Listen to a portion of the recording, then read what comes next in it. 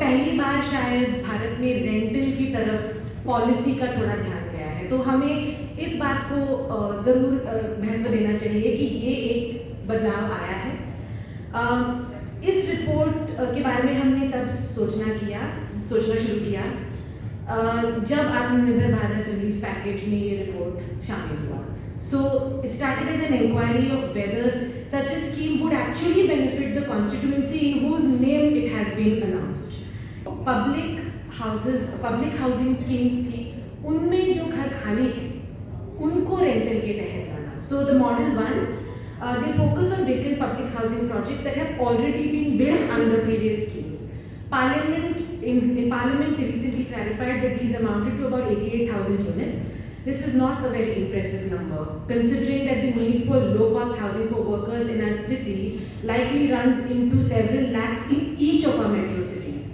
So we have to keep in mind that this entire model 1 of the scheme is only talking about 88,000 houses. Even so, we will examine it in this report. The second model, which asks the private sector to build and operate rental housing on their own land at rates fixed by urban local bodies. The private sector is quite puzzled on how exactly this is going to work for them, and we'll see what happens. But for now, we're going to talk about model number 1. What did we do in this study and how did we do it? So we designed a questionnaire for civil society organizations to answer, for grassroots organizations to answer. The questionnaire has 3 components. The first is, what does vacant public housing that can potentially be brought into model 1, what does it look like? Where is it? What are the characteristics of this housing? We did this inquiry in 52 projects across 11 cities, so the details are in the report. The second was, what are the nuances of demand from informal workers and migrants? जो constituency है जिनके नाम पे ये scheme निकाली गई है, उनकी रेंटल हाउसिंग के प्रति डिमांड क्या है, वो क्या चाहते हैं किराए के घरों से।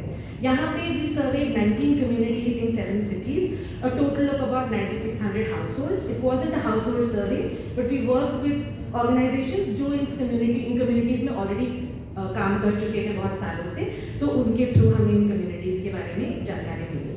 और फिर हमने CSOs को कुछ सवाल पूछे मैनेजमेंट एस्पेक्ट्स को लेकर। क्या पाया हमने इस स्टडी से? What did we find? Supply side, vacancy is an issue. More than half of the units in the projects we surveyed were lying vacant. Even projects that were built 20 years ago have vacancies. Whether they are national schemes or state schemes, the projects have vacancies. Second, we found what we are terming as the partial occupancy issue. तो बहुत सारे projects हैं जिसमें कुछ घरों में लोग हैं और बहुत सारे घरों में लोग नहीं हैं। ये जो लोग हैं वो बस्ती के लोग हैं जो eviction के बाद rehabilitate होके इन projects में आए हैं। अब यही projects जो हैं ये private sector को जाएंगे for retrofitting and then for moving into rental.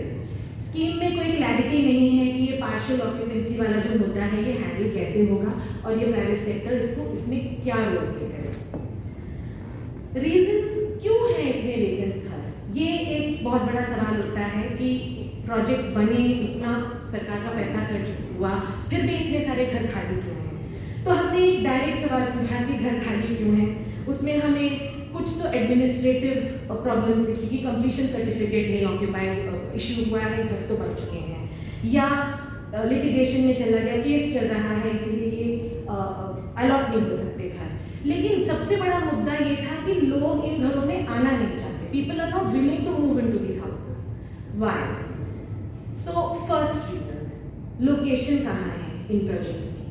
Most of the projects were peripherally located. You will see there's a map report में maps बने हुए हैं जहाँ projects के points हैं, आपको clearly दिखेगा कि शहर यहाँ है, project वहाँ है। तो लोगों की livelihoods का एक बहुत बड़ा मुद्दा उठता है जो हम लोग बहुत सालों से उठा रहे हैं, वही चीज़ हमें यहाँ दिखती है। Second, construction quality. करीब 40% projects जो हैं वो poorly constructed हैं और 40% प्रोजेक्ट्स में ये बताया गया है कि थोड़ी सी ब्रेकेज और सीपेज की भी प्रॉब्लम है। सो मोर और less almost all the projects have quality issue. Design issues, natural light आती है लेकिन अगला बिल्डिंग जो है वो 10 फीट की दूरी पे है। So we are seeing that there are vertical towers which are right packed next to each other. So वहाँ पे एक इशू है। बेसिक सर्विसेज का इशू है, पानी का उतना नहीं है, लेकिन सीवरेज का इशू है। 20% से ज़्यादा प्रोजेक्ट्स में हमें पता चला कि सीवरेज ओपन में डाउन हो रहा है। It's not even a half based solution, कोई सोल्यूशन नहीं है। सॉलिड वेस्ट मैनेजमेंट का भी हमें बहुत प्रोजेक्ट्स में प्रॉब्लम मिला, जिसमें पार्शियल काइंड ऑफ सिस्टम्स हैं। इससे बड़ा मुद्दा हमें नेबरहुड की क्वालिटी का हुआ। तो प्रोजेक्ट जो है, प्रोजेक्ट के अंदर पानी बिजली की जो समस्या है वो जो है सो है, लेकिन प्रोजेक्ट के आसपास क्या है और इसका कनेक्शन जो है इंफ्रास्ट्रक्चर ऑफ एमिनिटीज से क्या है। 15% प्रोजेक्ट में फायर ट्रक नहीं आ सकता। आधे प्रोजेक्ट जो है प्लेग्राउंड, कोई प्लेग्राउंड या कोई पार्क नहीं है आसपास। केवल 12% प्रोजेक्ट के पास एक प्रॉपर मार्केट है, बाकी जितने हैं वो छोटी छोटी कहीं दुकानें अपने आप से आ गई हैं, उनके ऊपर निर्भर हैं। केवल 1/3 जो है वो प्राइमरी हेल्थ केयर फैसिलिटीज को एक्सेस कर सकते हैं, जबकि आंगनबाड़ी वर्कर आ जाती है वहाँ पे, लेकिन फैसिलिटी जो है वो बहुत दूर है। और इसी तरीके से ट्रांसपोर्टेशन का एक्सेस भी बहुत सारे प्रोजेक्ट्स में नहीं है। तो net the scenario is that these projects are not likely to attract renters। मतलब लोग भागते दौड़ते यहाँ किराए के घर में रहने के लिए नहीं जाने वाले हैं, और केवल प्रोजेक्ट की क्वालिटी को इम्प्रूव करने से ये घर एकदम से अच्छे नहीं होने वाले हैं।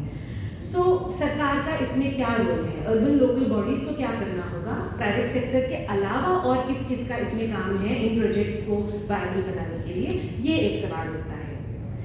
मैनेजमेंट इश्यूज में भी ऑपरेशंस एंड मेंटेनेंस का जिक्र है इस स्कीम में, लेकिन बहुत कंट्रीज का और बहुत जगहों का ये एक्सपीरियंस रहा है कि आपको सिविल सोसाइटी, लोकल गवर्नमेंट, कई सारे स्टेक होल्डर्स को साथ में लेके चलना पड़ेगा, तभी ऐसे सोशल रेंटिंग प्रोजेक्ट्स जो हैं वो सक्सेसफुल हो पाते हैं। तो यहाँ पे भी इस तरीके का स्कीम में इस वक्त जो है जिक्र नहीं है, तो स्कीम को शायद उस तरफ और जाना पड़ेगा, बढ़ना पड़ेगा।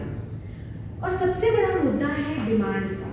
जिस तरीके के लोगों के लिए हमने ये स्कीम अनाउंस की है, सरकार ने ये स्कीम अनाउंस की है, उनकी रोजमर्रा की जिंदगी की प्रॉब्लम्स क्या है, what do they face on a day to day basis. The majority of people in the communities that we served were either SC, ST or from Muslim communities. This means that they were facing marginalization and discrimination either at the hands of the state or at the hands of other dominant social groups in the city on a day-to-day basis, also in housing. तो discrimination उनकी रोजमर्रा की जिंदगी का part था, और इसमें फिर विमेन हेडेड हाउसहोल्ड्स या ट्रांसजेंडर हेडेड हाउसहोल्ड्स में और ज़्यादा दिक्कत थी। तो ARHC गाइडलाइंस में वल्नरेबल ग्रुप्स के बारे में बहुत कुछ लिखा गया है, लेकिन ये इम्प्लीमेंट कैसे होगा कि वल्नरेबल ग्रुप्स को ये घर मिलेंगे, कौन इन घरों को एलोकेट करेगा, डेवलपर करेगा या सरकार करेगी, ये कोई क्लैरिटी इस वक्त उस स्कीम में नहीं है। दूसरा मुद्दा टेन्योर। जो हमने कम्युनिटीज स्टडी की है उसमें 30% लोग उसमें रेंट पे रह रहे थे, और पैंडेमिक के दौरान जैसे धर्मेंद्र भाई ने बोला, उनको बहुत एंजाइटी थी इलेक्शन को लेकर। जो वहाँ पे सो कॉल्ड ओनर थे उनमें भी 35% लोग जो हैं वो ऐसे लैंड पे रह रहे थे जिस लैंड के ऊपर उनके कोई क्लियर क्लेम्स नहीं थे, तो वो भी इविक्शन के थ्रेट के अंदर रह रहे थे। तो ये तो हमें पता है, we know we have raised issues on tenure for very long time, but when it comes to rental, the point we want to make is this, that this is the untapped demand, the unmet demand that a rental policy needs to factor in. So if I am living in a community and I am constantly under the threat of eviction, then I am the candidate that requires that rental housing. So am I being factored in the demand figures of the government? I'm not sure that there is any such real estimation that has happened. So that needs to be thought of. Third is migration.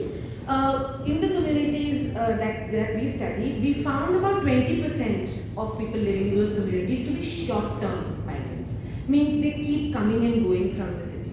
So our submission is that whereas the long-term residents, the permanent residents require ownership solutions, it is this particular category जिनके ऊपर rental scheme focus होनी चाहिए। और again ARHC scheme के guidelines में बहुत सारे categories की बात की है, but ये short-term migrants की जो category है इसके ऊपर कोई specific focus नहीं है, and that is a concern. Fourth, informal livelihoods. Of course, जिन बस्तियों में हमने काम किया वहाँ पे लोग क्या काम करते थे, street vending, waste picking, daily wage work, construction work, transport worker, सफाई कर्मचारी, domestic work, home based work, बस्ती के पास या बस्ती के अंदर ही काम करते थे। कम्यूटिंग का बहुत ज़्यादा मुद्दा नहीं था उनकी लाइफ में। But there is one factor which is very important for rental, that is income की regularity. So all of these informal workers did not have, the income was as per their work cycle, and the work cycle was different for different kinds of workers. But the imagination of rental is that you will pay a monthly rent. And this flexibility in imagination of rental needs to be built into the ARHC scheme and whatever kind of public rental housing scheme that the government conceives of in the future. Last point is on financial viability of the ARHC. Based on the responses that we got in the survey as well as some NSSO data, we feel that workers can pay somewhere in the range of 1500 to 4000 rupees a month for rent. We're not sure this is the category that the ARHC has considered when they are doing their modeling. So this is as much as the ARHC scheme and the concessionaire will be able to charge. So इसमें जो भी private sector actor आएगा उनको इन figures को लेके अपनी financial viability के बारे में बात करना पड़ेगा। तो ख़त्म करते हुए बड़े बड़े मुद्दे ये हैं कि जो ARHC स्कीम है वो अभी बहुत डायरेक्ट तरीके से रेंटल्स को देखता है। शायद उनको एक थोड़ा न्यूएंस्ड कैलिब्रेटेड अप्रोच लेना पड़ेगा जिसमें बहुत अलग अलग तरह के लोगों के बारे में सोचना पड़ेगा। बट मुद्दा ये है कि scheme has articulated a broad target group, but that broad target group articulation means that the people, the most vulnerable segment that we are interested in, the workers, informal sector workers, will most likely end up getting excluded from the ARHC scheme. That is the main concern that we want to flag here. Like I said before, we need clarity on how the beneficiaries are being identified, how allocation is being done. We need much wider consultations to evolve a robust governance model. There is a role for urban local bodies. They will need to partner with concessionaires to make the projects livable. This is not something the private sector can do entirely on its own. They need to articulate better what will happen to projects that are partially vacant and partially occupied. What is the role of the ULB? Is there a litigation process that these places will go into if there are problems, social cohesion problems, allocation problems? All of these issues that I outlined, the cost benefit analysis of these issues should factor into the RFP. Right now there are 22 RFPs on the ARHC website. 22 projects states ने already RFP निकाल दिया है कि इनके ऊपर tender invite कर रहे हैं हम, पर ये सारे मुद्दे हमें नहीं पता है कि उन्होंने कंसिडर किया है कि नहीं ये RFPs निकालने से पहले. So basically somewhere down the line these problems will crop up. So we just want to flag that through the report. और लास्ट पॉइंट ये है कि ऑलरेडी जो वर्कर्स हैं वो कहाँ रह रहे हैं. ऑलरेडी एक बहुत बड़ा इकोसिस्टम इनफॉर्मल रेंटिंग का है, आइडियल नहीं है, प्रॉब्लम्स हैं उनके साथ, लेकिन है. क्या ARHC स्कीम उस इकोसिस्टम के साथ कम्पीट कर सकता है इतनी छोटी सप्लाई और इतने सारे प्रॉब्लम्स के साथ? तो मुद्दा ये है कि हमें शायद हाउसिंग के बारे में एक बड़े पैमाने पे सोचना पड़ेगा, जिसमें रेंटिंग के साथ ओनरशिप के बारे में भी सोचना पड़ेगा, एक अफर्मेटिव अप्रोच लेना पड़ेगा, जिसमें इविक्शंस और इलीगलाइजेशन से हट के हम टेन्योर सिक्योरिटी के बारे में सोचें. तो ये ऑलरेडी मुद्दा है कि ये रेंटल जो है वो शायद कुछ तबकों के लिए है, बट जो मेजॉरिटी है उनके लिए अभी भी वही मुद्दे हैं जो हमेशा से चले आ रहे हैं, जिनके ऊपर हमें वापस रिफोकस करना चाहिए.